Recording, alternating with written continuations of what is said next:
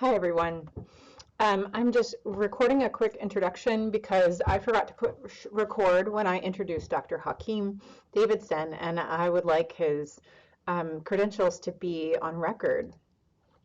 So Dr. Hakeem Davidson earned his DMA in clarinet performance from Michigan State University, where he was a student of Dr. Guy Yehuda. He was a regular rotating section member of the MSU Symphony Orchestra and Wind Symphony, appearing on the last two CDs recorded by the Wind Symphony. Aside from playing in MSU ensembles, he has been performing with the Jackson Symphony Orchestra since 2018 and spent a summer performing in the American Modern Orchestra, collaborating for performances with new composers and conductors. Hakeem is the applied clarinet instructor at Albion College. He previously taught clarinet and saxophone at the Okemos Academy of Music in Okemos, Michigan, and coached the Fresno Youth Orchestra Wind Section in Fresno, California. Hakeem has performed in a variety of chamber music settings in Germany, and also toured as the clarinetist in the Pure Winds Quintet throughout mid-Michigan in its inaugural season. His doctoral document is entitled Memorization, a Study for Memorized Musical Performances, details the psychological functions of memory, and serves as a guide to help musicians develop the skill of memorizing. Originally from DeSoto, Texas, Hakeem studied with Dr. Carol Jessup at the University of Texas at Arlington. He then went to earn a master's degree as one of Dr. Ludwig Werder's final two students. Aside from music making, Hakeem enjoys going to museums, hiking, and long road trips. I hope that you enjoy this masterclass. It was really informative, and it made me want to go memorize everything that I'm learning right now. So enjoy. Thank you.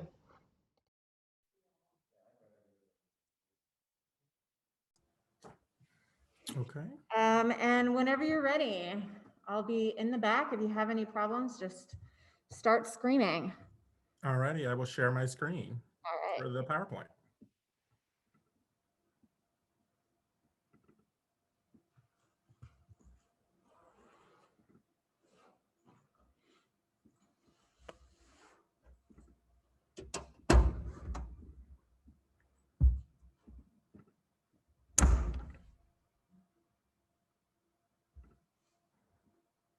All right, cool. Can we see that okay? Yep. All righty, memorization, a study for memorized musical performances. Introduction to memory. There are a lot of reasons to memorize, and the most important reason I think of is it's a skill that allows engagement from the performer. Engagement can include choreography to the music, which allows the performer to show gesture of the music throughout the use of body movement.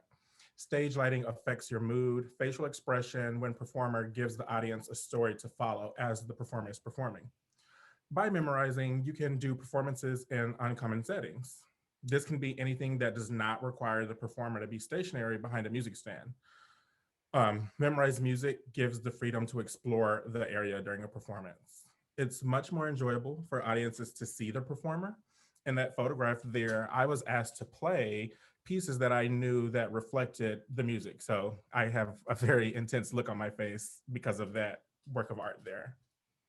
Another reason to memorize is the performer is not reading music notation and can focus on other musical aspects.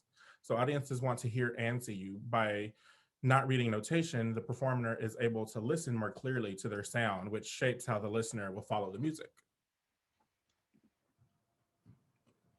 Communication, visual information, and connection. Music performances should be treated as communication or storytelling. The performer is expressing their ideas and emotion through music. The visual information audiences receive from the performer can be the biggest factor in establishing a connection to the performer. The cues audiences get pull them into the musical atmosphere. Memorized performances support musical flow and expressive qualities that intensifies the aesthetic. So how did this become standard? Because memorized music performances have been done for centuries, but I started to realize one day in undergrad, why is this necessary? When did people start doing this? What was the reason? So Clara Villacek performed a Beethoven piano sonata in 1837 when she was really young. She was already a household name, but she gained more notice when she began performing for memory. Niccolo Paganini and Franz Liszt gave recitals for memory all the time in their day, but it was still uncommon to see a performance done that way by a woman. Because women were not virtuosos in that day, her ability to memorize threatened the male-dominated industry of performance. She continued to perform for memory, and more musicians in her day adapted the skill, which led to the romantic virtuoso. This sparked a rise in memorized performances. Violinists, cellists, and pianists noticed how thrilled audiences were when they performed for memory. The Romantic era's repertoire was very demanding, and the playing styles displayed that. The physical movements that were done when performers played were exaggerated in a way that made audiences enjoy them more. In this era, they thought of musicians as being superheroes. But memorization was not supported by everyone. Many teachers feared that their students would not sight read as well because they would memorize everything from their lessons. Along with sight reading skills, memorizing affected improvisation as well. Improvisation was a skill heavily used prior to the 19th century, so improvising was less frequent because the performer would play cadenzas that they had worked on rather than improvise in their concerts. Challenges of memorizing. There are a lot. It's a very challenging skill. The length of a piece is challenging because it's a lot to remember. The complexity of a piece is challenging if it is already hard to understand and practice. Trying to memorize makes it that much more difficult. The amount of time to memorize is challenging if the musician doesn't feel like they have enough time. And I think that's one of the biggest culprits when it comes to young musicians trying to memorize for their barriers or jurios or recital because they feel that they don't have enough time in one semester to learn a piece. So it's really important to give yourself enough time to adequately learn and memorize the work. Anxiety challenges the performer if they don't feel the piece is accurately memorized. And lastly, applying the skill of memorizing in addition to learning the piece can just be pretty overwhelming. So where to start?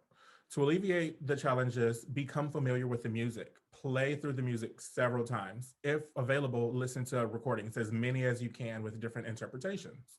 If there are no recordings, use the score and make your own so that it's very accurate when you go back and listen to the piece. Memorizing will work when the musician has an overall idea of the music. Once familiarized with the music, the details of the piece are easier to memorize through practice and study. So what is memory? Memory can be thought of as storage in the mind that holds information. Scientifically speaking, it is a complex process that transforms current thoughts or perceptions into a durable record that can be recovered and inform your decisions. And as I'm going through this part of the presentation, these definitions and understanding of memory was done through lots of psychologists, neuroscientists, um, people like that. So a lot of this information kind of be complex, but if there, feel free to ask me afterwards or send an email and I can refer you to lots of articles where you can try to decipher this a little bit more. Can you still hear me? Yes. Okay, great. So the first kind of memory we're going to go through is short-term memory. Short-term memory is a simple storage which you should not confuse with working memory, involving a combination of storage and manipulation. Short-term memory can hold between 7 to 15 items. Musically, the number of pitches a musician can hold in short-term memory depends on the relationship between the pitches and how familiar they are with the melody. Information in short-term memory is lost if it's not rehearsed. The information in short-term memory is equivalent to a phone number. So in order to memorize a phone number, the person has to rehearse it a few times. When initially reading a phone number, it's coded phonologically by sub-vocalizing. Like you say the numbers in your mind without actually speaking them, and that's a way that you can rehearse to get that into your mind. By short-term memory only holding a limited amount of information, excessive information can distort what is already being stored. Short-term memory for musical tones does have similarities to speech, such as capacity. Short-term memory serves as the initial response to visual, auditory, or tactile environment that can soon be forgotten or groomed for long-term memory. And the big one is working memory. Working memory differs from short-term memory because it has three components that contribute to information and information storage and manipulation. William Burns is a psychologist that believes working memory evolved when people recalled previously memorized information from long-term memory, creating a link between short-term and long-term memory. So right now, as a little experiment, I want you all to think of your phone number without saying it. On the count of three, we're just going to say it to ourselves in our minds. 1, 2, 3. Pretty simple. Okay, now on the count of three, I want you all to say it out loud. Obviously, I'm not there, so I won't be able to hear it, but just try it. Say your phone numbers out loud on the count of three. 1, 2, 3. 469 432 3089. Still pretty simple.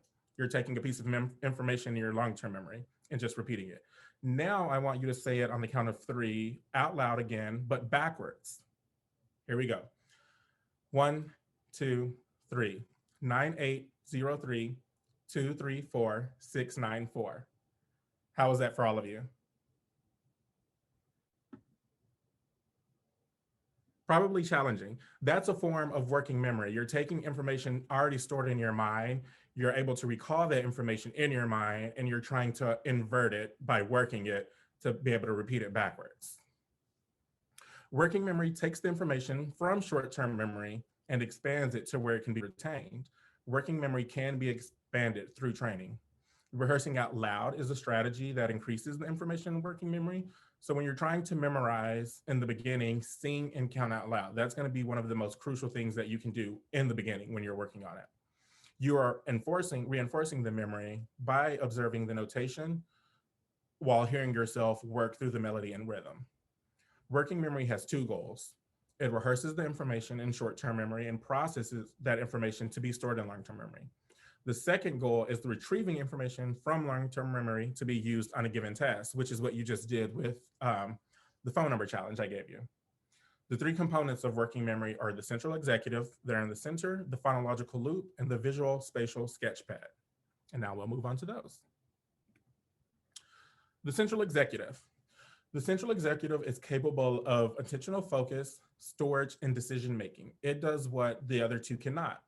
The functions considered are focusing your attention, capacity to divide the attention between two different targets, switching between tasks, and the capacity to interface with long-term memory.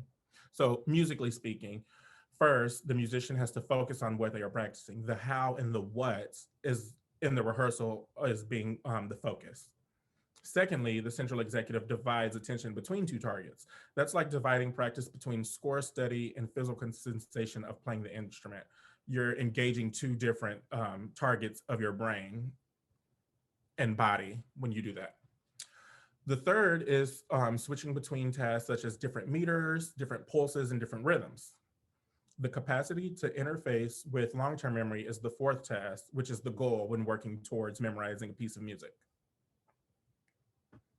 Next, we have the phonological loop. The phonological loop holds speech-like information, and it's very limited, but what's great about that is the central executive can increase that limit.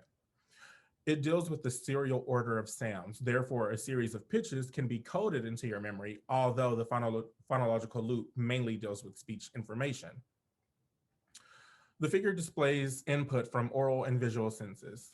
The auditory input is analyzed in square A, the phonological analysis, where it then goes into the short-term store. So it's like you first hear it and then it's being held in that short-term memory. That information can echo in the output buffer, which is box C, the phonological output buffer, where it's rehearsed for long-term memory. For the visual input, it goes into the visual analysis and short-term memory store before it can be transferred orthographically to a phonological code, registering itself in box C for you to speak that information. Next will be the visual spatial sketchpad, which deals with images. By visually observing something, a person can remember what they have seen for up to 30 seconds, but the mind is successful to wander or try processing more information, which can dismantle the observation. The visual spatial sketchpad maintains representation, which helps memory. Memorizing based on visualizing is more accessible when the contents are organized in a flowing manner, Like words, music is read from left to right.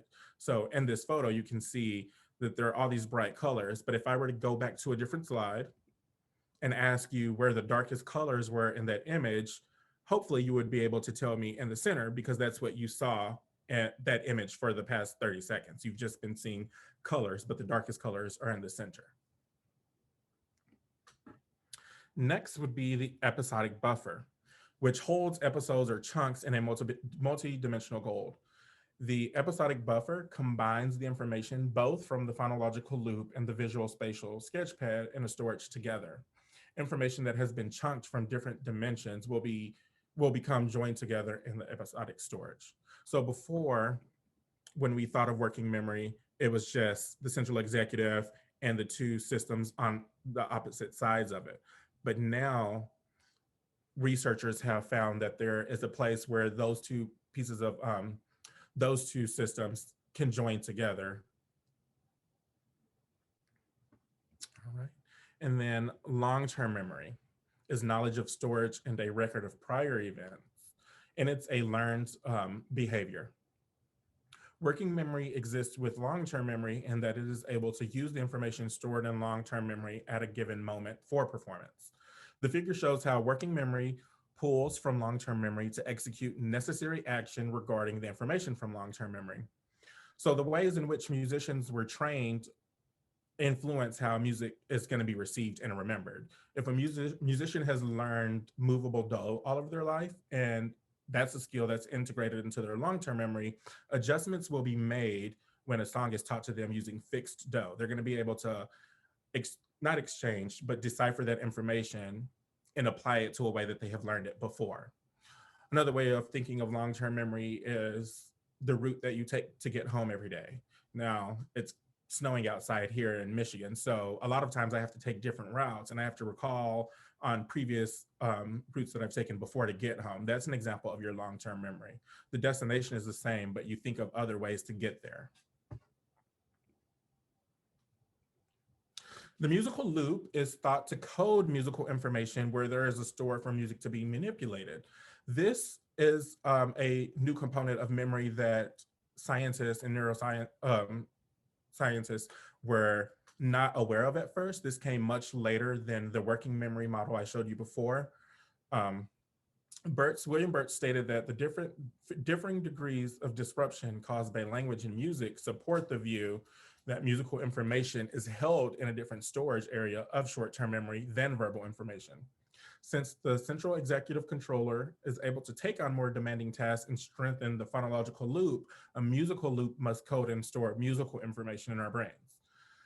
The central executive does not take on notes from the visual spatial sketchpad, and musical information is coded visually as well. That's how I believe that they were able to decipher music information being stored in our brain somewhere else.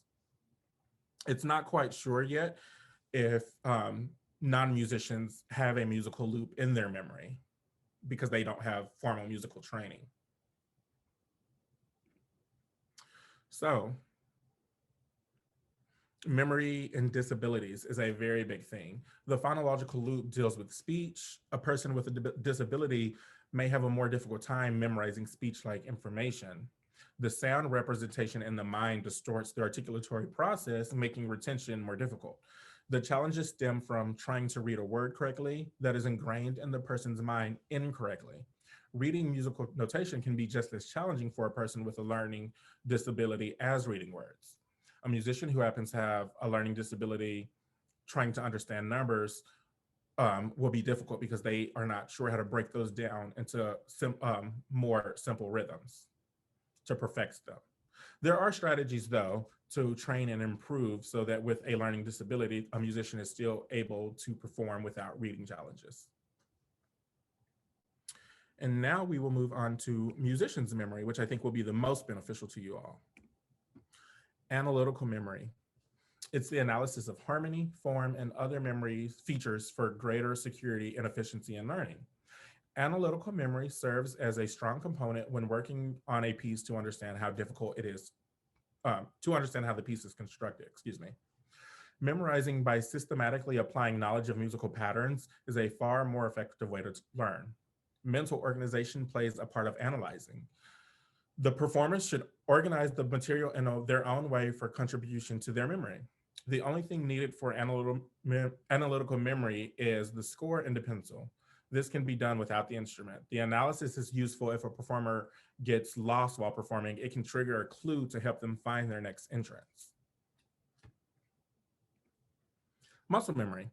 Muscle memory is gained through the use of repetition. First, there is a sense of place and movement from note to note. So as clarinetists, think of fingering low C to D and then fingering low D to E.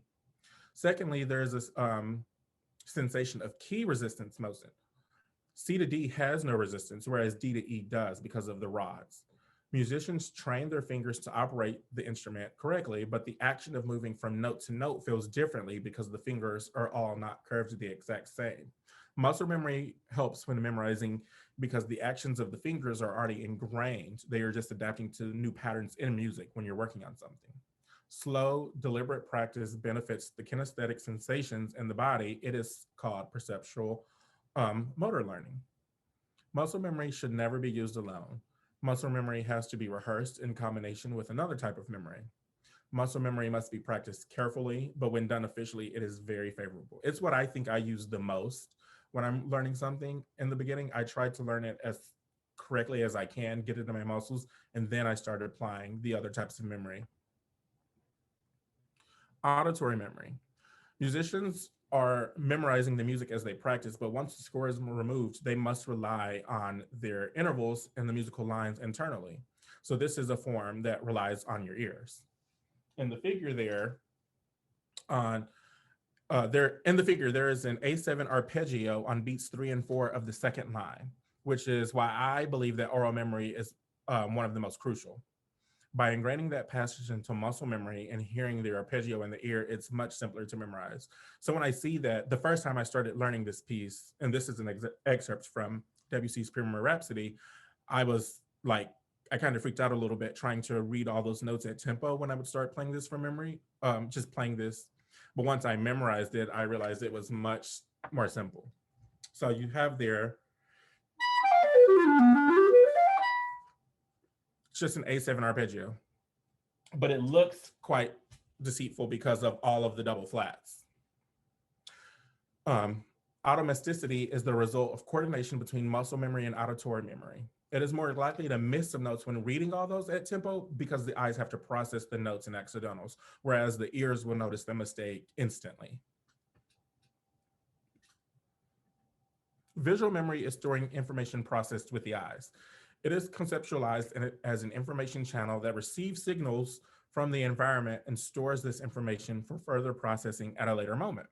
Studying the details of the score and how the music notation looks on a page is a form of practice that musicians should use. It takes the instruments out of the hands, allowing the musician to analyze the notation and memorize its placement of details visually. I do this a lot with I don't even consider this score study because I'm not analyzing the passages and the chord structures. I'm just literally staring at the page, and I guess it's analyzing where things are printed for my visual memory. So a lot of times when I play things without memory, I'll pretend there's a stand in front of me with the score on it, and I'm looking at it when in reality, there's nothing there. I'm just trying to picture it, to visualize it.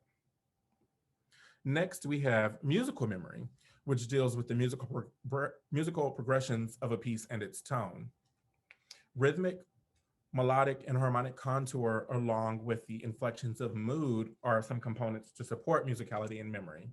The passion that surrounds expression allows artistic beauty to flow. Expression promotes comfort in memorization as the performer produces a performance with a sense of musical gesture. Debussy, in this passage here, loosely keyed the opening thematic material in D flat major with a bunch of added 13ths. The piano accompaniment is a rhythmic triplet pulse, reminiscent of waves. The melodic contour and the buildup going into rehearsal 2 starts to grow very agitated. The arrival of that half note B on one measure before rehearsal 2 changes the mood color transitioning into the new key. So the phrases from rehearsal 1 and 2 contain distinct features yet flow effortlessly from measure to measure, making the musical aspect achievable in memorizing. And then there are nerves when it comes to the performance and reception. I think that's one of the biggest reasons a lot of people don't play from memory, is because they can't really control their nerves, or they're afraid before they even give it a chance that they will make a mistake because of nerves, which is possible. But I wouldn't say that a person is going to make mistakes because they don't have a piece memorized. It's because of their nerves. They're afraid of how that is going to happen. So musical performances require skill and focus. Concentration is the most important aspect in a musical performance. And that good concentration is the absolute focus toward a specific goal. When a performer gets nervous, the heart rate increases, which disrupts their concentration and focus. Due to increased heart rate, the performer will try to push excessive amounts of air in addition to the brain trying to receive more oxygen. The memory is affected by the incorrect use of air.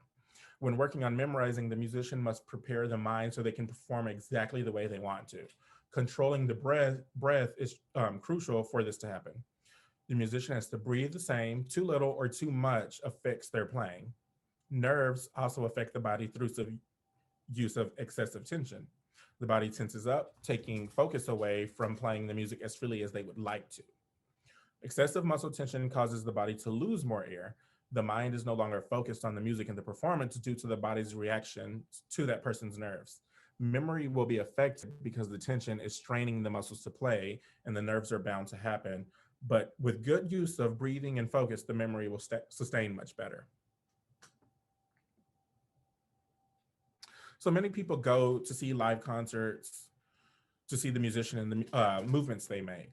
The reception audiences have when attending a concert featuring a memorized performance is based on impression. I think this, in some studies that I've read recently, are mainly for non-musicians when they go to concerts and see performances, which is why back in the 19th century, concert goers were so happy when performers would play things from memory, because again, I said they felt like they had superpowers or were superheroes. It was just something that was so not the normal. Because they were done from memory. It's simply just a standard that became a style many centuries ago. It's right, very respected by a lot of people. So we're going to move on to a case study with two pieces that I have memorized before. The first would be Claude Debussy's premier Rhapsody for clarinet and piano. The same nine pitches are in measures 4 through 6, with the exception of F flat in measure 5 becoming F natural in measure 6. The dotted 16/32 note figure is played 3 times. To rehearse, I practice it significantly slower. After correctly rehearsing measure 5 several times, I moved on to measure 6. The two measures became part of my muscle memory, but visually it helped me remember that only F flat will be played once. And I would alternate between these two, securing the passages in my oral memory.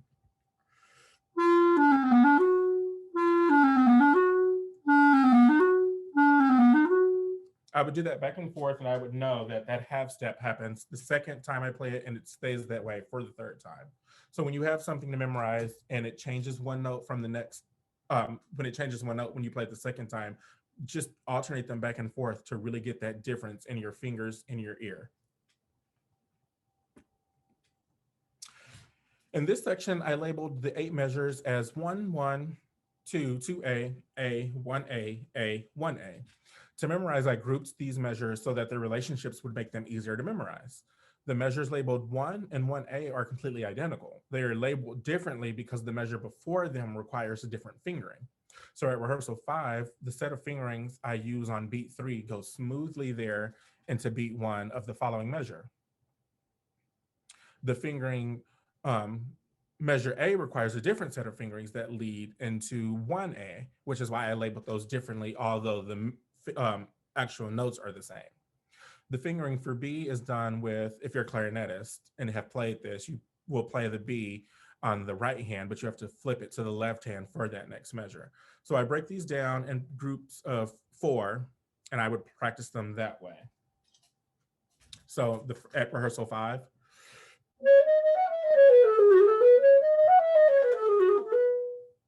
And then to differentiate between A and 1A, I would remember this is the part where I have to use a different set of fingerings to play the exact same notes.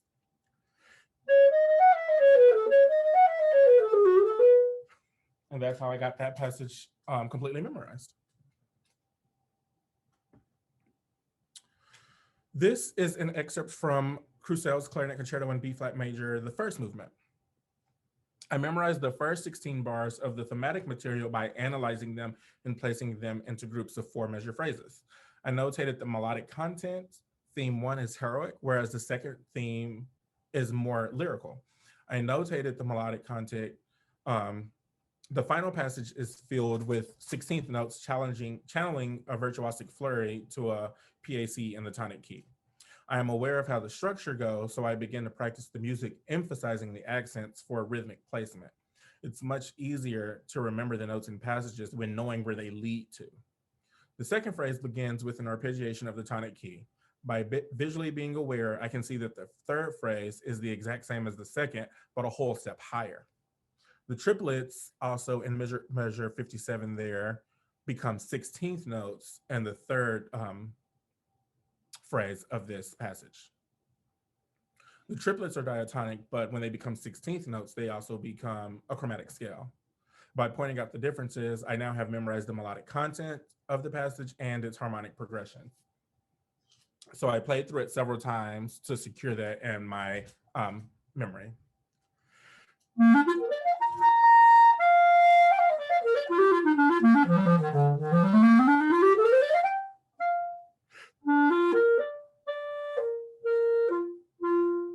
Much more lyrical, and then this is where I have the triplets. Phrase 3 starts the exact same way, just a whole step higher. And before we had triplets, and now we have 16th notes in chromatic scale.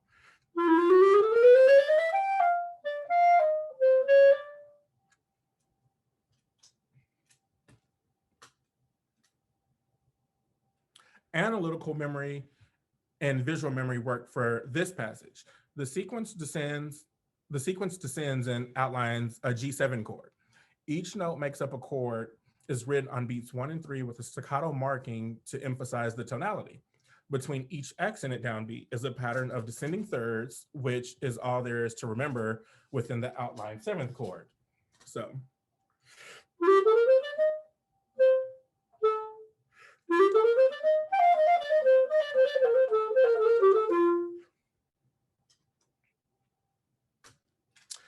And then beats 1 and 2 in measure 76, I see are repeated, but there's an extension the third time. So I know I play that once. And then I play it again. And then the third time, I know I take it all the way with a flurry of notes to end on tonic.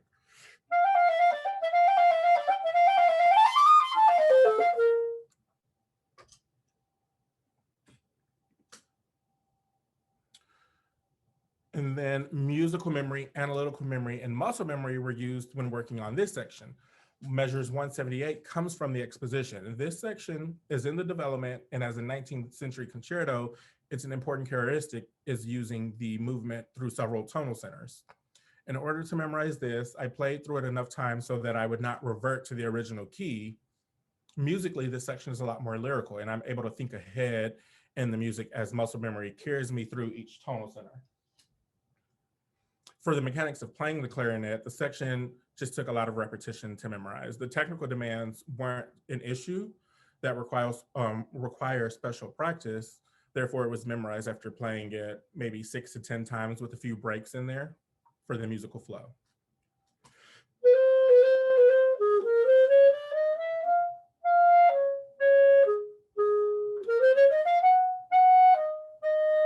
And then we go up.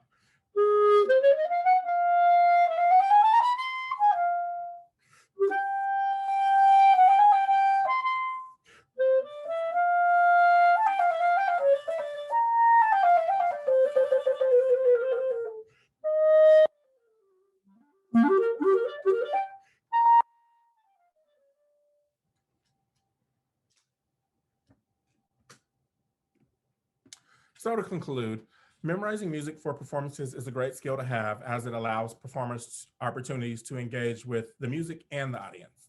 Based on the research discussed, there are only skills to be gained. By removing the stand, there are no barriers between parties, and a further emotional connection can be made through the communication of music. Memorizing does create a challenge, but by adding this skill into the practice, musicians will develop a new skill set throughout their education.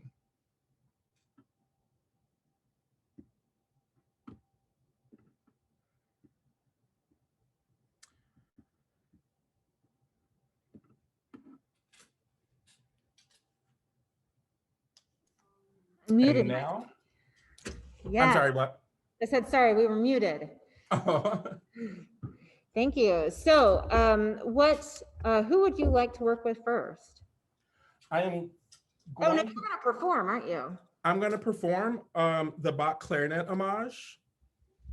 And we're going to see if what you just learned I can pull off. As I mentioned in the presentation, time is an important factor of this. So I gave myself roughly 2 to 3 weeks to try to learn this piece and memorize it. And I'll give it my best shot.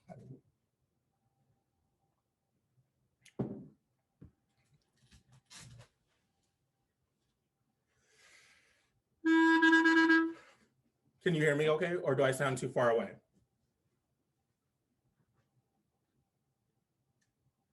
Alrighty.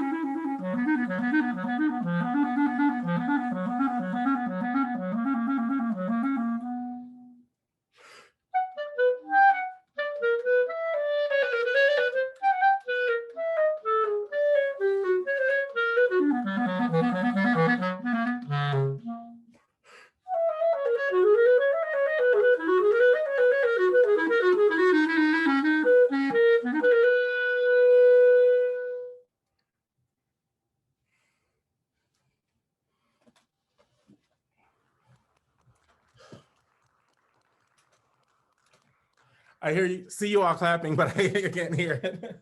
Thank you. I'm glad you enjoyed that. Yeah. Can you hear us okay? I can. Cool. Oh, it's such a delight to hear you play. One second.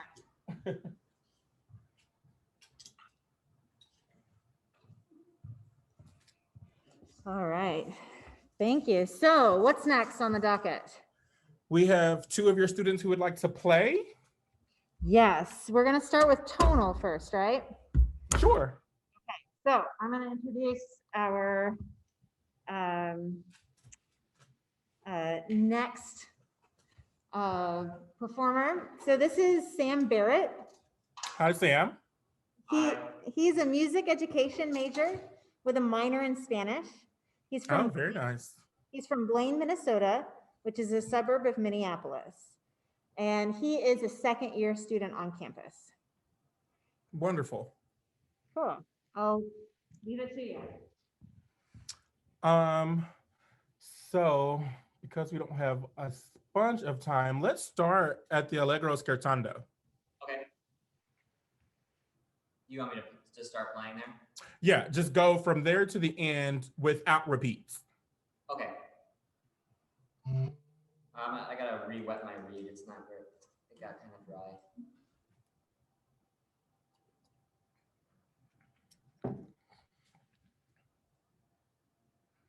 So as I can see you all, give me a thumbs up or a thumbs down if you were able to say your phone number backwards. All right.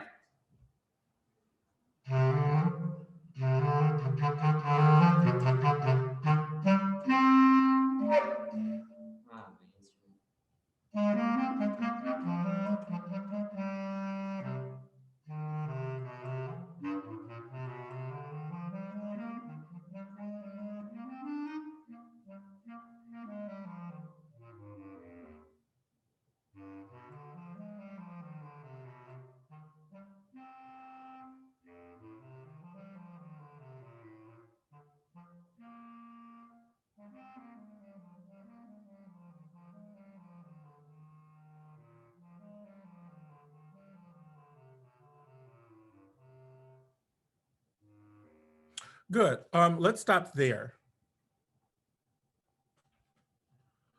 So when you look at this, can you tell me visually what is something that stands out to you that you see often?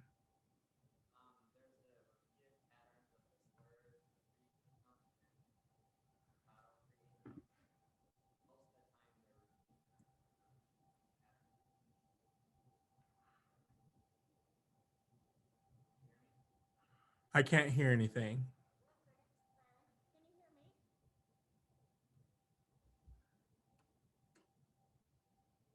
Can you hear us now? A little bit. Oh, okay. 1 second. I could hear it first and then it started to get softer and softer.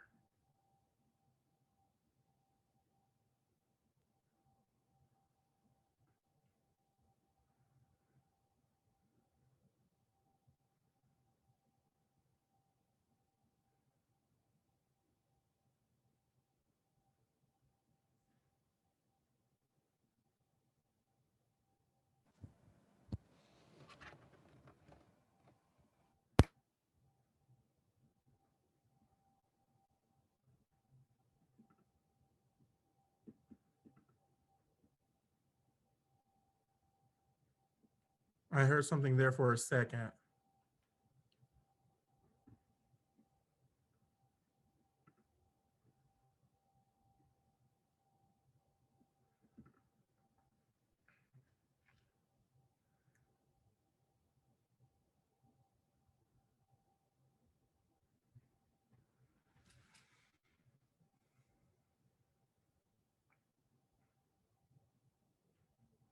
Well, while we're doing this, can you all hear me? Okay, great. So Sam, when you're playing this, I want you to notice the key signature. We're in D minor, so automatically in your mind, start thinking we're gonna have B flats and C sharps. That's one clue that's gonna help you in memorizing this. analyze it, start very, very basic. I'm not sure if I know you're a sophomore, so I'm not sure if you've ever had to memorize music. So from there, there's kind of a theme. That comes around several times throughout this. So we're also in 3, think of that. This, I think it'll be useful to do muscle memory. So obviously we don't have enough time to do something like that in this masterclass, but finger through this a bunch of times, over and over and over. And I would do 4 measure phrases because that's kind of how it's structured. So in the beginning,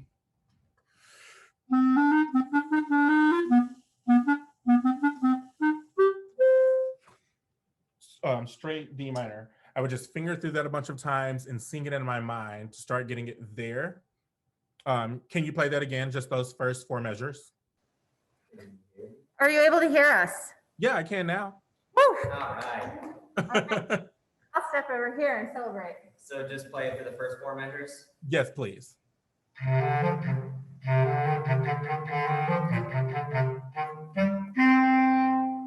Okay, good. Do it once more and slow it down just a hair.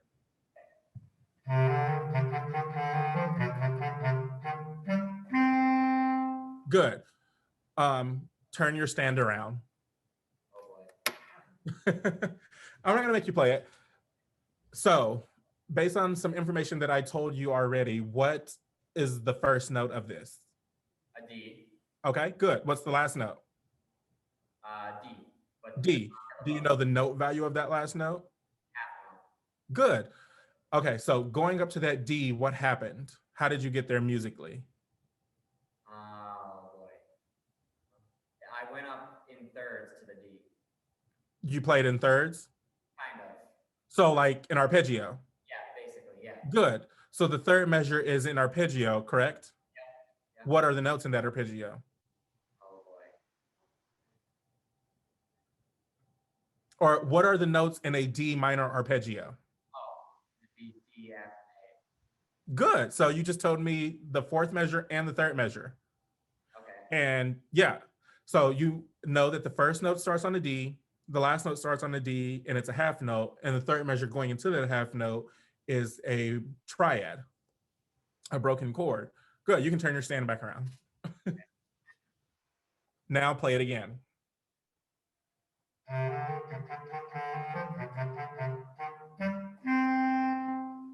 Good. Can you sing the first measure for me? Da, da, da, da, da, da. And then can you sing the second measure? Da, da, da, da, da, da. Same thing rhythmically, right? Yeah. Just different notes. Okay, turn your stand around once more. Okay. Play the first measure for me. Can you try it again? I think the sound may have went out.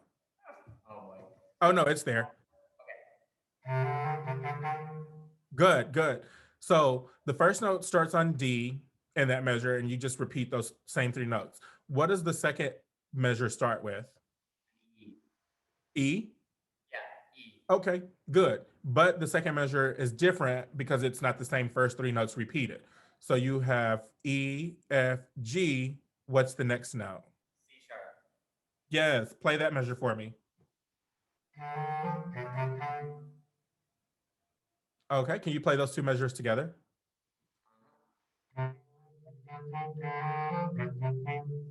Again?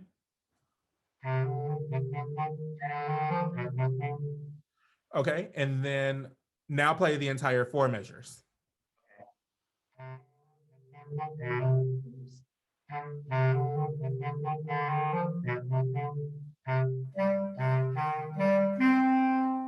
Yes.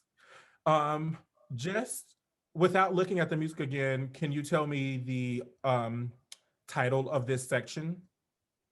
Allegro scherzando, something like that. That's correct. Good for you. You can turn the stand back around. Okay. Yeah, I think that just helps you a lot. Basic things like that from your theory course. You think of what type of key you're in. You think of a few accidentals that are in that key that you may see. Think of the time signature. because you told me it's allegro scherzando, you kind of already know how the piece is going to be structured in terms of that main theme.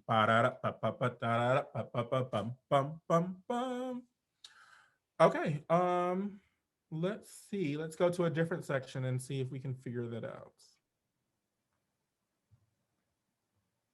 Let's go to the third line there. You have the low A in the same section. Yep. You want me to play there? Yes, please. Where do you want me to stop? Just anywhere? On the A, on the third line. Okay. Wait, so you want me to start playing on that A on the third line? Yes. And then end on the A in the third measure? Oh, no, just keep going. Oh, okay.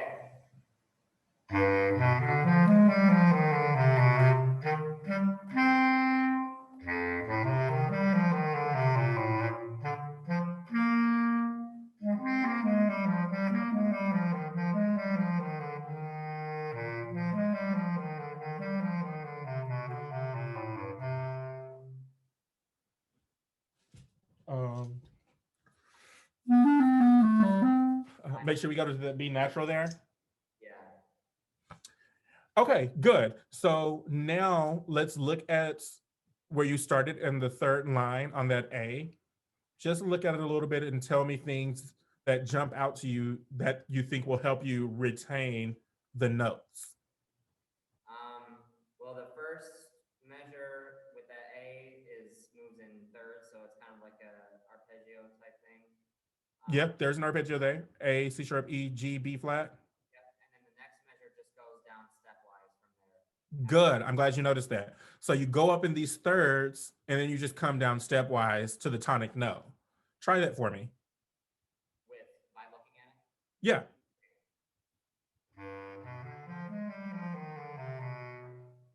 And stop on the D. Okay, yeah.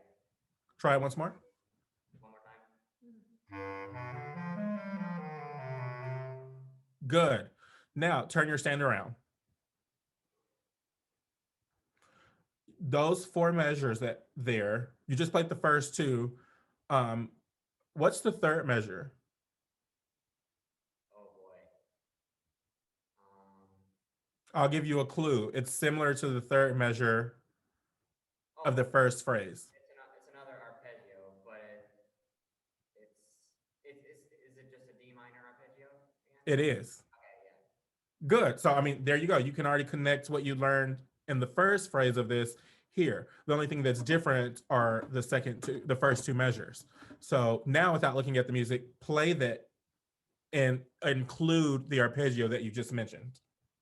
Oh boy. All right. Yes, perfect, perfect. Okay, now turn your stand back around. All right. You memorized the first measure quite well, and then you memorized that next. We started on the third line. If we were to continue on the third line, the next thing you have is a G. Yep. What's similar in that measure to the measure with the A? It's the same pattern with the arpeggio, and then it goes down stepwise, and then makes another arpeggio, but this time it's a C arpeggio. Good. So it's the same thing, but we're starting on a different note. Yep. And we're starting on G. So by knowing that we're starting on G and it's an arpeggio in major, G, B, D, and then we have F, A. You basically, you're not going to have these notes in your fingers right now, but in your mind, you know what's coming up. So can you play starting in the A? Turn your stand around again, sorry. Start on the measure with the A because you just played those first four measures, and then play what you think is the next four measures. Okay.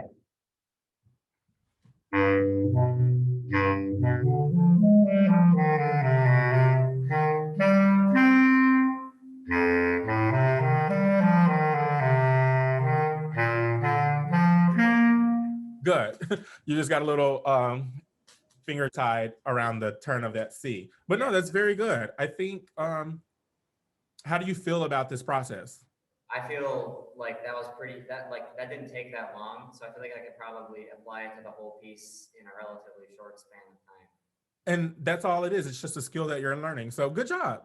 Thank you. I've actually never tried to work with another person on memorizing something who hasn't already memorized before. So I think you did a great job at that.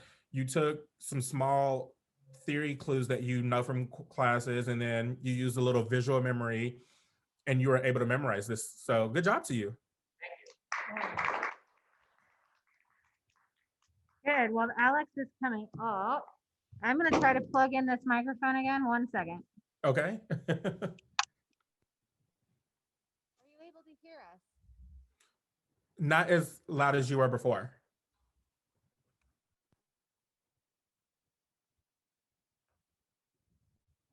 I don't hear anything now.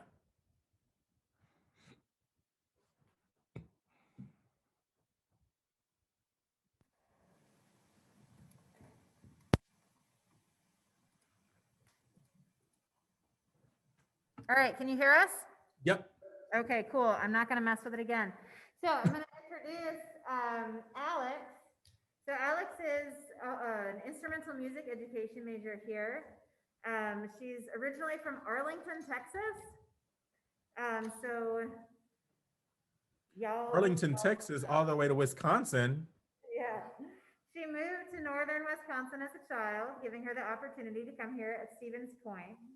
And she's a student leader in our pep band, as well as in the UWSP chapter of Phi Omega sorority.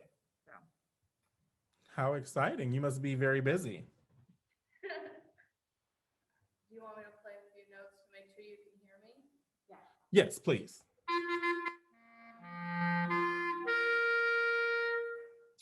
Alrighty.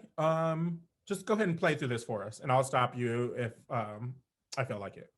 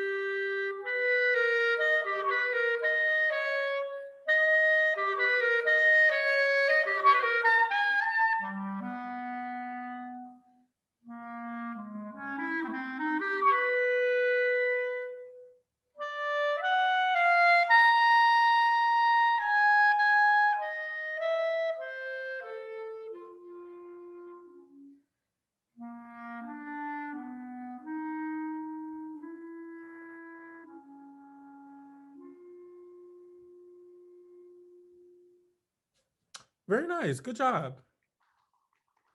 I really like how intense your sound became for the second half of this. Those last 3 lines, that was really nice. Okay, so have you ever worked on memorizing before? Only in the context of jazz, like memorizing ahead. Memorizing jazz? Yeah. Oh, okay, great. I am not a jazzer, but I think it's really cool if you can memorize that because there are a lot of notes in jazz music. So with this very mysterious, not very tonal, what do you think will jump off this page and help you secure this in your memory? Because if you played this from memory, this, I don't know if you're working on the entire piece, but this movement alone is a piece where if I were playing from memory, I would not if I did this at a recital, I would not do this with the lights on. It's very eerie. And I think that would really take the audience and myself to a different level. You know, just like imagine what you just heard, all these random notes, but the way they shape, hearing that in the dark. I would probably actually even walk through the concert hall in the dark while playing this. So, what do you think can help you remember a lot of this piece? I would say probably those triplet sixteenths that are the same in the third line as well as the fifth. That's like the exact same phrase there. Good. And what are those triplets made of?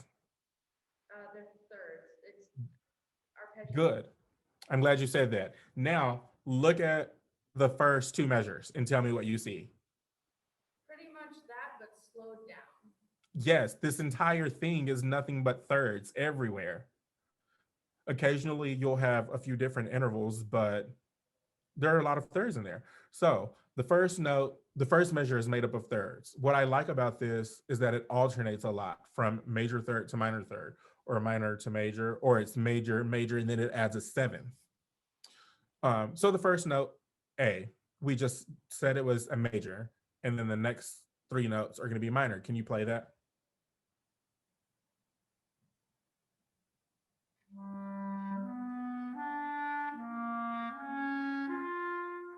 Good. Major third, minor third. And then the next measure, we start on the third again. But what's good about that third is a continuation of the last note of the first measure. You notice that? The B natural is a third right from the G. So it's like if you just keep on moving up thirds and down thirds, you're never really going to be lost.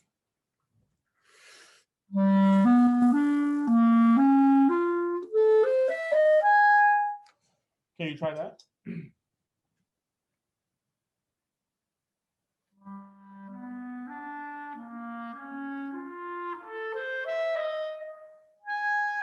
Sorry, I wasn't sure if you wanted me to go on. No, it's fine. So, how do you feel about that in your memory? Like, without look, can you turn your stand around? I can try. All right, let's try this. And a lot of things, when it comes to unaccompanied pieces or things that aren't tonal, a lot of it is character, which is why I mentioned I would probably play a piece like this in the dark because you don't need the music anymore. It just becomes like you start to feel it. It's very eerie. Can you try that again?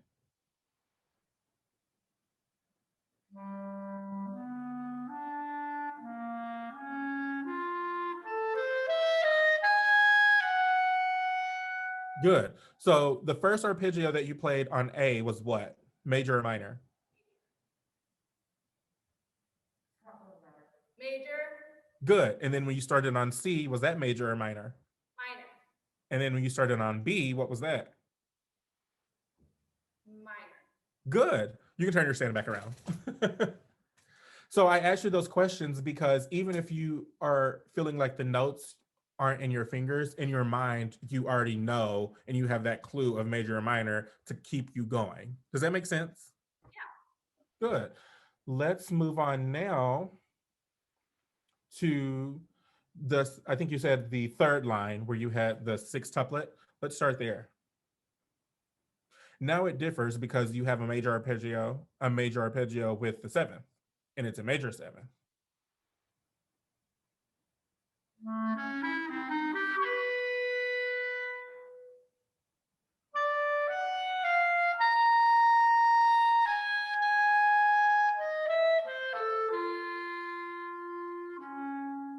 Nice. So this is a part where, for the first time, it's kind of like there are um, no triad or of any sort. Once you get to that high E, you have one more third, E to G sharp, and then you have this bigger leap, the G to the C. So let's start on that pickup E to the G sharp.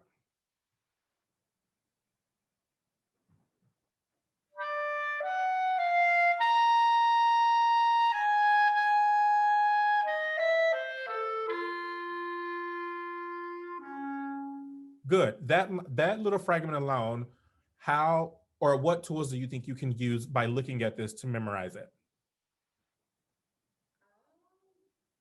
That's a good question. I don't know. Well, so your dynamic is different here. You're now at a mezzo forte, crescendoing to a forte in a short amount of time. You have 3 notes to make that happen. So that's part of something that you can remember. It's also the highest part that you've come to so far in this piece. It's a lot more intense, which is what I told you when you first played it. Once you started getting here, it became a lot more intense in your sound. So play that again, thinking of that, what type of character it is, and the dynamics.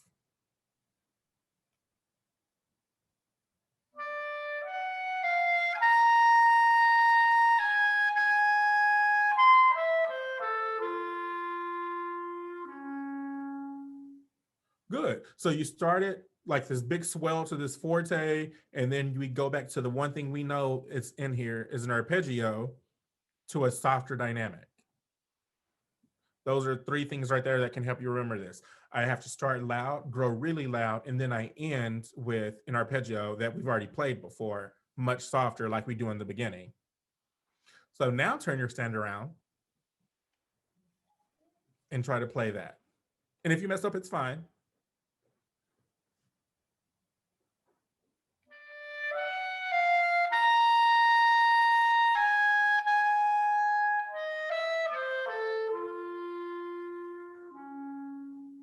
Very nice. How do you feel? It's kind of like floaty and different. I like it. Yes. How do you feel when you, okay, so you just told me the character of you feel, how does that help you memorize it? Do you feel that tension like building up in your playing? Yeah. Another thing I like about unaccompanied pieces when you're trying to memorize, or just memorizing in general, are the lines in unaccompanied pieces are usually really long, the phrases.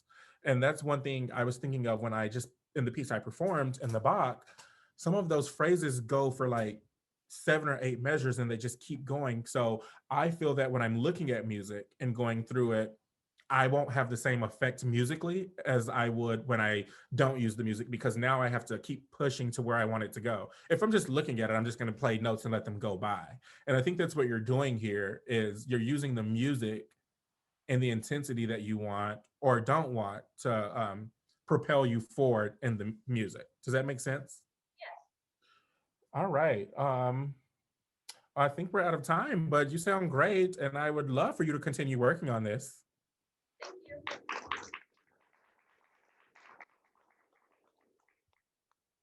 Thank you so much. So before we go, I'd like to open it up if anybody has any questions for Dr. Davidson. I have a few, if you don't, as always. And of course, I got all my emails pretty right this week, but the audio had to go. So it's just an adventure. So thank you all for bearing with me. Anybody, I'm just talking to give you a chance to type, or you're welcome to speak up if you have one. Anybody here have questions? Yes. When did you start getting into memorizing music, and have you performed like full recitals all memorized? Can you repeat that one more time? I'll say it for you. So she said, when did you start getting into memorization, and have you performed full recitals memorized? I think I really started to get into it in my undergrad. It was maybe my 3rd year or so when I just decided, it was the first time I did the concerto competition at my undergrad, which for competitions you have to memorize pieces. And it was for me, Debussy's Premier Rhapsody. So I decided to do that piece. And I don't know, it was never really difficult for me. In high school, I remembered for like solo and ensemble, if you wanted to go to state, you would have to memorize your solo. So I did a few times in high school memorize the piece, but back then I just did it. I have not done a complete recital from memory. I've done recitals where I've played 2 or 3 pieces from memory, and then I used music for the others. Thank you. Yeah. Any other questions? Honestly, I think I just get too nervous to do an entire program from memory. For the most part, I usually have my pieces memorized, but I never try to actually do them without the music. So I don't know how well I had them in my memory. But I can certainly go back to pieces that I've played years ago and play passages from memory. I actually did that a few weeks ago. One of my friends FaceTimes me and was working on a piece, and I just pulled out my clarinet and played the entire piece for him from memory. And it was just like, wow, I didn't know I could still do that from 8 years ago. I Yeah. think when things are really in your fingers and they're pieces that you like, they never go away. Yeah. Do you have kind of a white whale piece that you'd love to memorize and perform? I think the next piece I'm going to memorize is a piece I've already learned. I just didn't learn it from memory. It's Shulamit Rand's monologue for solo clarinet. Really cool piece. And I kind of want to do some staging or choreography to it, or something that'll make the audience appreciate that piece a bit more. It's a really fun piece if you have not heard it. Yeah, I love that piece. Have you all heard that? Okay, we're gonna have a studio listening party then. Good. And what's oh, there's something in the chat. What is the hardest piece you've ever had to memorize? Ooh, I think one of the hardest pieces was maybe, I won't necessarily say it was hard. The piece itself is hard. It was Rigoletto, the fantasy. Such a fun piece. And I actually did that piece memorized on the same recital as I did the Debussy Premier Rhapsody. But the other piece was a chamber piece, so I didn't memorize that. That one I think was pretty difficult because there's so many different variations, and that can make things more difficult because nothing ever comes back. There's just always a new theme, and you have to just go with it. So I think pieces like that can be kind of difficult to memorize. Yeah. I can imagine that would be very difficult. It's fun though. As I think about it, I keep going back to the Debussy Premier Rhapsody. Pieces like that are difficult. The way French composers have arpeggios written really soft, really loud, or all the accidentals, as I showed you in the PowerPoint, that one measure where all the notes are basically double flat. It's like, I don't want to look at this because then I have to process it in a performance and I'm already nervous. If I just play where my fingers are going to go, I don't have to worry about it. And I think that's one of the main reasons I do memorize a lot of things. When I see something on paper that looks terrifying, I just immediately do it a million times until it's in my fingers. That way I don't have to look at it anymore. Because if I look at it and try to process those notes, I'm going to miss a bunch of them. Yeah. Any other questions? Oh, we got another one. Do you go into a piece knowing you're going to memorize it, or do you learn it and then memorize it? Oh, that's a good question.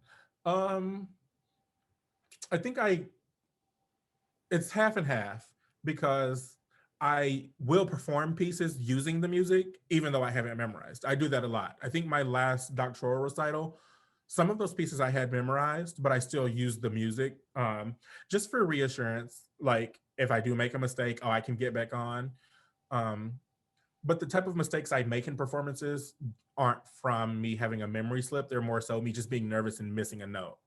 If I feel like I don't know a piece well enough at all to perform from memory, I'll use the music. And I do perform a lot with my music. It'll be on the stand and I'll turn pages when I need to, but I'm not necessarily actively using the music, if that makes sense. Like I'll glance at it just to make sure I'm doing something right or counting rest, but I pretty much know what I want to do, so I'll just do it.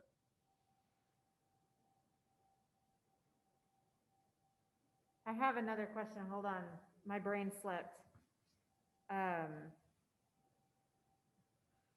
Even with the music in front of you, when you're performing and it's just there for reassurance, do you feel like it gives you more freedom in the way that you are a presence on the stage? Do I feel it gives me more freedom with the music on the stand? Well, even with the music on the stand, having it memorized, do you still feel like you have to stand behind the stand, or do you feel like you have more room to move about the stage and to? I think I have more room to move about the stage, which is another reason I like to do things from memory. I feel like when I play it from memory, I have a lot more freedom and expression in the music. I think if I'm actively looking at the music and going through it in a performance, I kind of hold back a little bit. I'm a little more reserved in the performance, because I'm just thinking I want everything to be picture perfect, really nice, and get it out there. But I think when I take that stand away, which I performed last year in a competition from memory, and I think it was the best I had ever played the piece. I made a couple mistakes, but it was literally like I walked off stage feeling like I had never felt before in my life. It was incredible. And I didn't use the music on the stage at all. I was able to just go out there and play and really express how I felt within the music. Wow. Thank you so much. Any other questions? I also noticed when I do play with music, I start to fidget more. Have you ever seen a performer where they're on stage and like they're turning a page or touching the stand and they don't need to for whatever reason? I notice I sometimes will do that. So if I just take that away, I can really enjoy the music, which will be more enjoyable for the audience. If it's a really difficult piece and I know that, okay, I'm on page one, I'm about to turn to page two, and page two is where all this crazy stuff is, like that's what I'm thinking about. And I'm not really in the music as much as I would be if I didn't have that in front of me.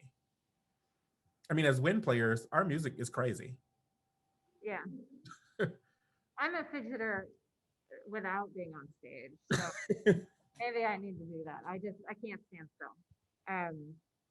Well, thank you so much for coming in. This was really, really, really enlightening for us.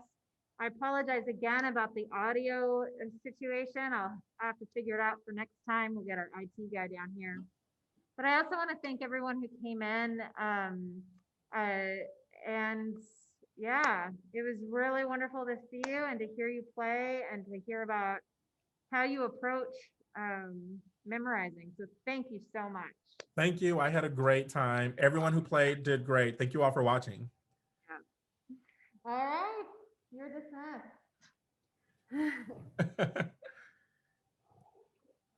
All right, I'm gonna stop recording real quick.